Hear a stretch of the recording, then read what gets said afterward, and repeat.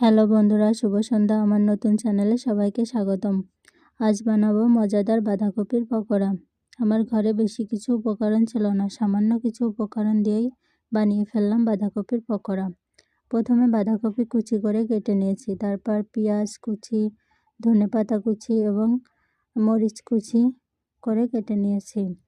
তারপর অল্প জলে বাঁধাকপি সিদ্ধ করে জল ছাড়িয়ে সামান্য পরিমাণ চালের গুঁড়া, কেটে রাখা পেঁয়াজ কুচি, মরিচ কুচি, ধনেপাতা কুচি এবং সামান্য পরিমাণ লবণ, হলুদ এবং জিরে গুঁড়ো দিয়ে ভালোভাবে মাখিয়ে অল্প তেলে বাঁধাকপি পকোড়াগুলো ভেজে নিতে হবে লাল লাল করে।